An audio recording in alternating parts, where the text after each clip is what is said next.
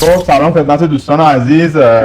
با همکاری شرکت OX یکی از بهترین مزوتراپی هایی هست که من توی اکثر نمایشگاه دیدم. دبی درما همیشه غرفه داشته و هولدینگ آمستریس یه برنامه و یه دوره‌ای رو داریم که می‌خوایم کلاس‌های آموزشی رو برگزار کنیم. امروز در خدمتتون هستیم با مبحث مزوتراپی. می‌خوایم مزوتراپی رو به طور کامل تا اونجایی که میشه براتون به صورت آموزشی درس بدیم، کامل باهاش یه ریویو داشته باشیم، داروها رو بشناسیم و یه تعریف جامع و یه معرفی جامعی از تکنیک‌های مزوتراپی، نحوه تزریق و اندیکاسیوناش داشته باشیم. ابتدا بیایم یه تعریفی داشته باشیم از مزوتراپی. اصلا مزوتراپی چی هست؟ تعریف‌های خیلی مختلفی از مزوتراپی ارائه میدن.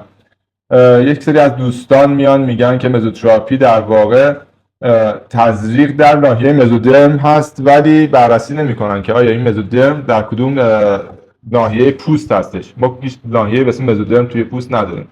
اگر خاطرتون باشه توی فیزیولوژی ما درم، اپیدرم و هایپودرم رو داریم در نهایت.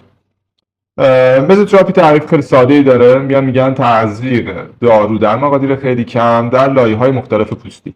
خب زمانی که یک نفر میاد مزوتراپی برای مثلا اندیکاسیون مثل کنترل درد یا دردهای لوموساکرال انجام میده، این رو هم در اصل مزوتراپی باید در نظر بگیریم که توی این تعریف نمی‌گنجه. یه تعریف خیلی جامع‌تر این هستش که تزریق در دوزهای بسیار پایین، تقریبا میشه گفت 1/10 تا 1/60 دوز سیستمیک دارو در تمام نواحی مشتق شده از مزودرم جنینی.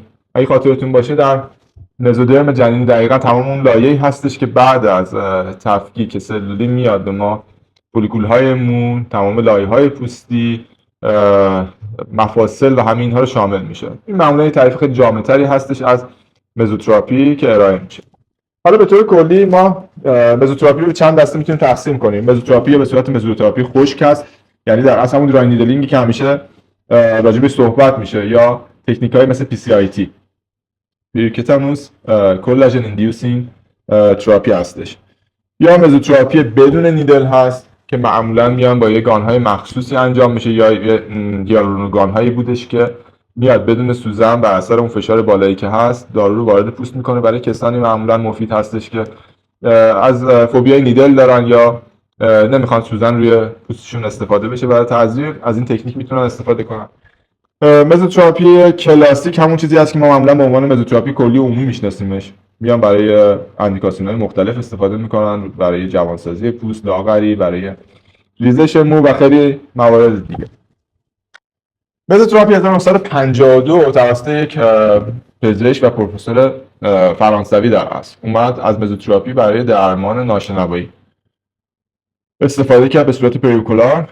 تزریقاتی رو انجام داد و به بیمارش بهبود پیدا کرد تا حدودی، و بعد یواش یواش اومد این رو به صورت تعریف جامع و کامل در آورد، توی فرانسه پذیرفته شد و بعد یواش یواش به صورت یک تکنیک درمانی کامل در انجمن‌های پزشکی آمریکا پذیرفته شد و مزوتراپی وارد فیلد پزشکی و زیبایی و درمانی شد، چون بسیاری از موارد برای درمانی و موارد درمانی استفاده میشه.